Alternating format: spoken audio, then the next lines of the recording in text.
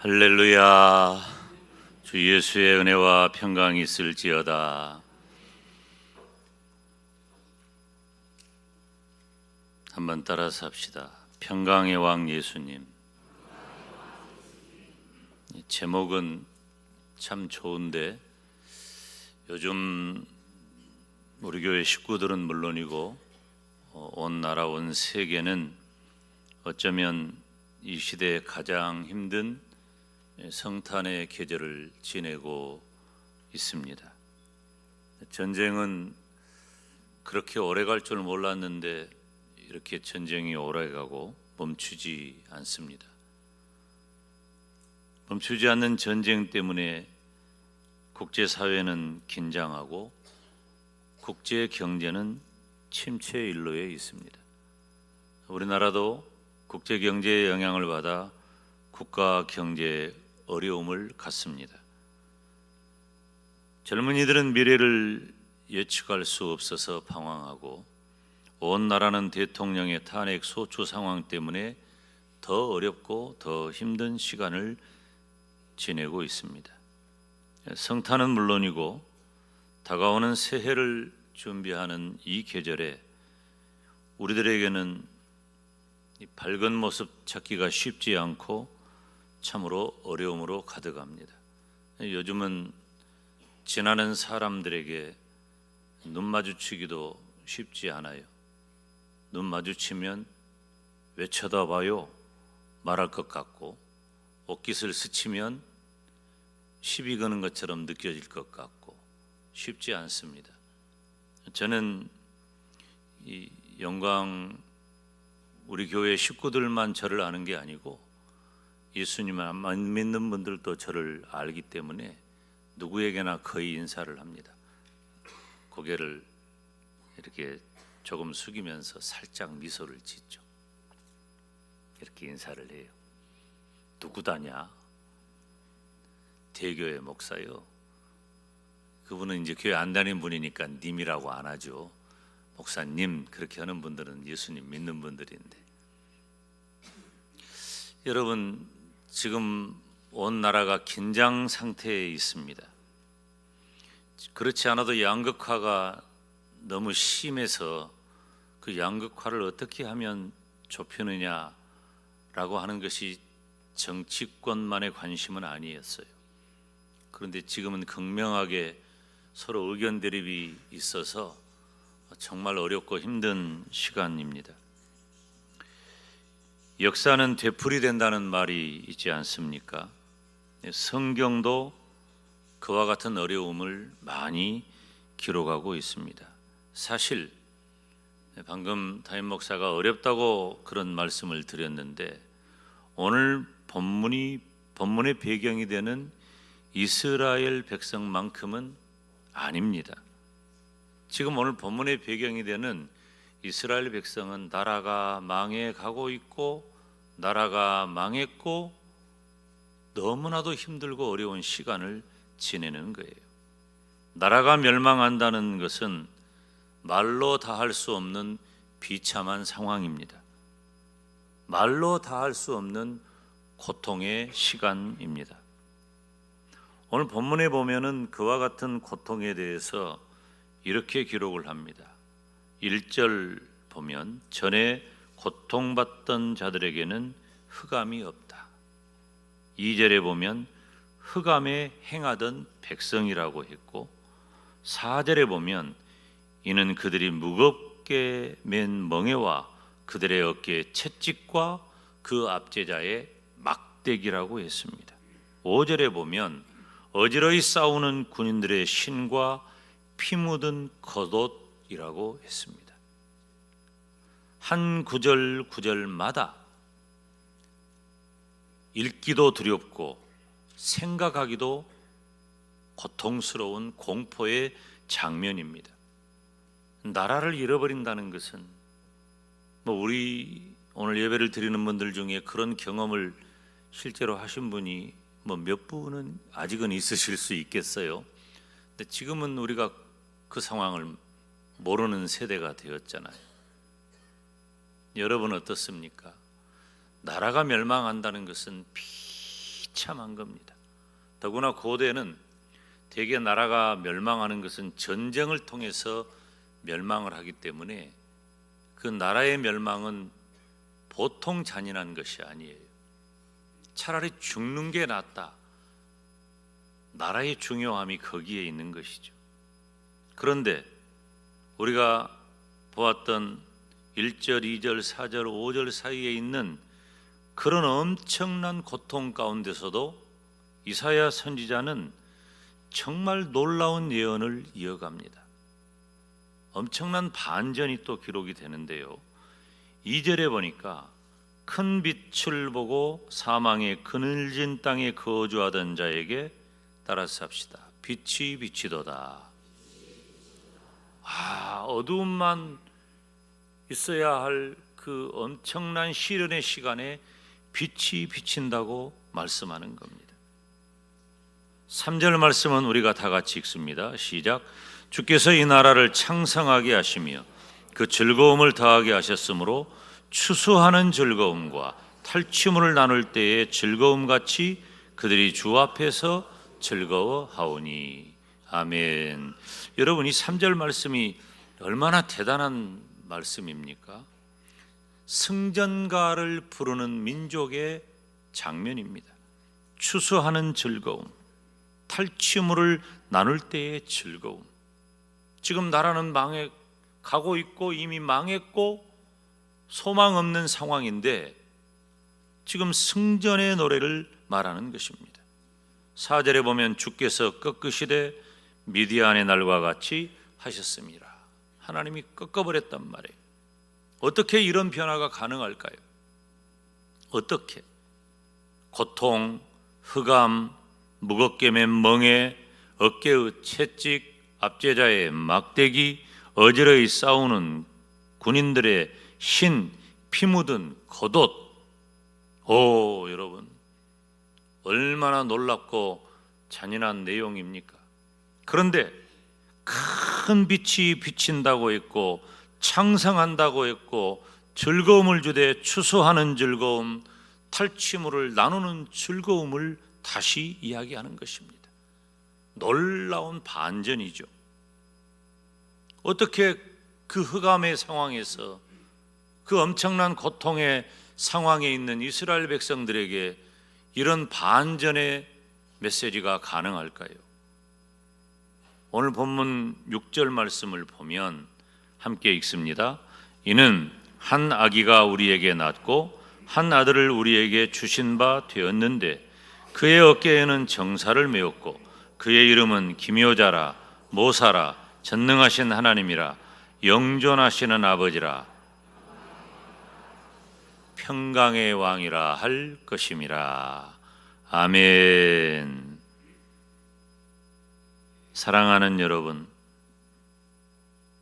고통, 흑암, 무겁게 맨 멍에, 어깨 채찍, 압제자의 막대기, 군인들의 신과 피 묻은 겉옷, 이런 상황에서도 하나님께서는 구세주 예수 그리스도를 통해 멀리는 구세주 예수 그리스도를 통해 구원하실 평화를 말씀하시고 당장의 이스라엘에게도 고레스 왕과 같은 그런 엄청난 하나님의 은혜를 베푸는 통로를 유지하신다는 겁니다. 7절 말씀을 보면 7절도 우리 같이 읽어봅니다. 시작. 그 정사와 평강의 더함이 무궁하며 또 다윗의 왕좌와 그의 나라에 군림하여 그 나라를 세우고 지금 이후로 영원히 정의와 공의로 그것을 보존하실 것이라. 만군의 여호와의 열심히 이를 이루시리라. 아멘. 사랑하는 성도 여러분, 하나님께서 하나님의 열심히 고통을 평강으로 바꾸신 줄 믿습니다.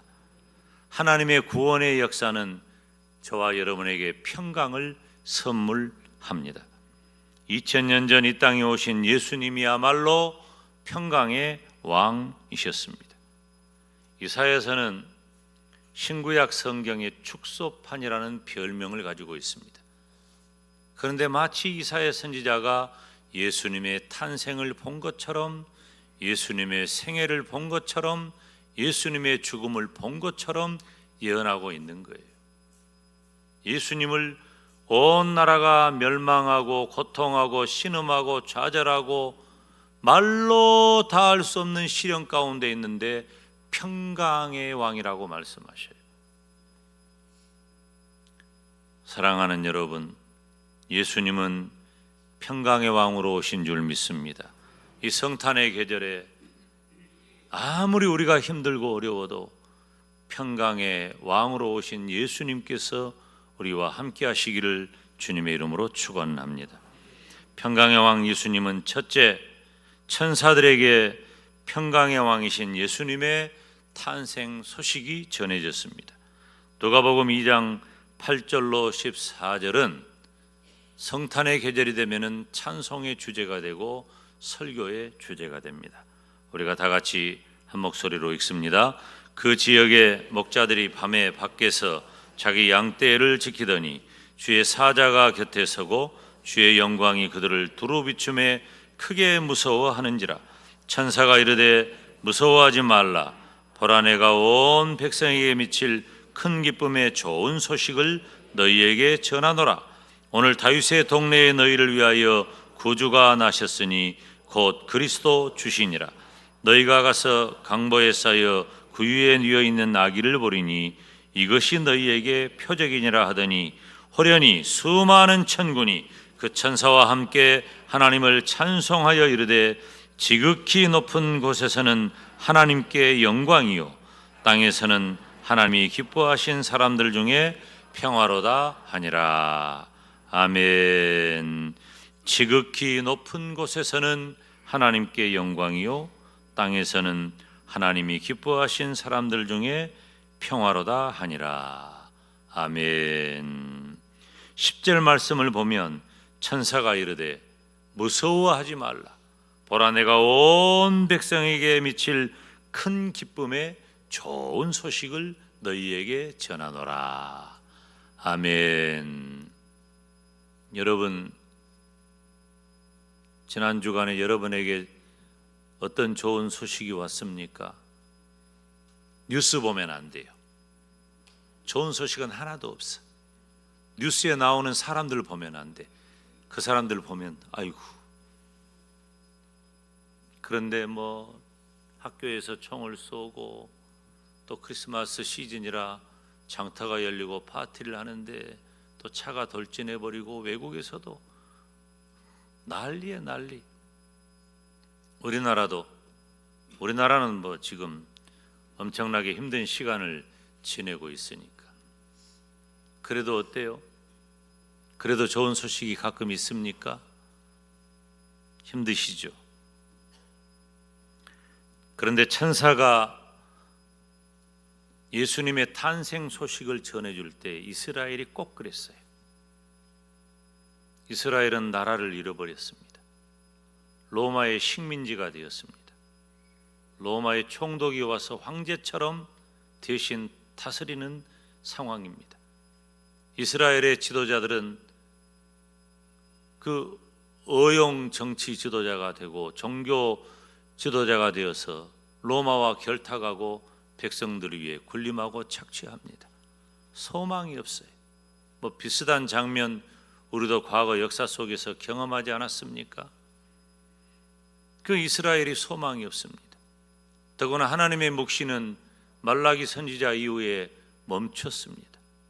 이스라엘 백성들은 하나님께서 선지자를 보내셔서 말씀하시고, 그래서 하나님이 그들을 향한 뜻이 무엇인지 계획이 무엇인지 알려줄 때에 믿음 있는 사람들은 그 선지자의 계시와 예언을 통해서 깨닫는단 말이에요. 그런데 말라기 선지자 이후에 여호와의 묵시가, 하나님의 계시가 멈췄어요. 그러니까 민간에 어떤 일이 일어났습니까? 묵시 문학이 발달하게 되었고, 그럴수록 그들에게는 한 가지 소망이 있는데 그것은 바로 메시아가 우리를 구원해 줄 것이다. 메시아 대망 사상이 가득한 거예요. 어려우면 무언가 이 어려움을 극복해 줄 누군가를 기다리는 것과 같은 이치입니다. 힘들고 어려워요. 살기가 어려워요. 예수님이 태어나실 그때에도 왜 나사렛 동네에 살던 요셉과 마리아가 베들레헴까지 왔을까요? 인구 조사를 위해서입니다. 이 인구 조사는 로마 황제의 명령으로 한 것입니다. 인구 조사를 하는 중요한 이유 중에 하나는 숫자 잘 세어서 세금 걷어가기 위한 겁니다. 안 그래도 나라를 잃어버리고 힘든데 세금을 착취하기 위한 인구 조사에 응해야 하는 그 이스라엘 백성들의 상황입니다. 그런데 천사가 전해준 예수님의 탄생 소식은 구속의 역사로 볼 때에는 온 인류를 구원하시는 복음이 되고 이스라엘 백성들에게도 좋은 소식을 전하노라 하신 이 말씀은 복음을 전하다, 복음을 선포하다, 기쁜 소식을 가져오다라는 의미를 갖습니다. 복음을 전한다는 말은 복된 소식을 전한다는 겁니다. 복음을 선포한다는 것은 천사들의 선포가 공적 선포가 된다는 것입니다. 기쁜 소식을 가져온다는 것은 하늘에서 가져온 복된 소식이라는 겁니다. 예수님의 탄생 소식이 바로 그와 같았어요. 온 인류 최대의 적은 사망, 권세, 죄 문제를 해결해야 하는 일입니다. 이스라엘 나라는 그저 나라를 잃어버리고 그저 살기 힘든 것이 아니라 온 인류와 마찬가지로 죄악 가운데 있었기 때문입니다. 사랑하는 여러분, 이 시간에 예배하는 저와 여러분에게 하나님께서 주신 축복과 은혜가 있다면 무엇입니까? 너무 많죠? 한 가지만 말하라고 한다면 두말할 것도 없이 그것은 내가 복음을 들은 것입니다. 만약에 물론 신앙의 우리 믿음의 세계에서 만약은 없어요. 하나님은 모든 역사를 주관하시고 다스리시는 권세자셔요. 그래서 하나님이 모르는 일은 없고 하나님이 하시지 못할 일이 없어요. 그렇기 때문에 만약이라는 것, 우연이라는 것은 우리 믿음의 사전에서는 삭제해야 합니다. 그런데 우리가 만약 복음을 듣지 못했다면 얼마나 끔찍한 일일까요? 지금 그렇게 끔찍한 사람들이 우리 주변에 온 세상에 여전합니다. 120년 전 이곳 영광 땅에 하나님께서 유진벨 선교사님을 보내셨습니다. 유진벨 선교사님이 가지고 온 것은 다름 아닌 복음이었습니다. 언어와 문화와 환경이 다른 곳으로 누가 갈까요?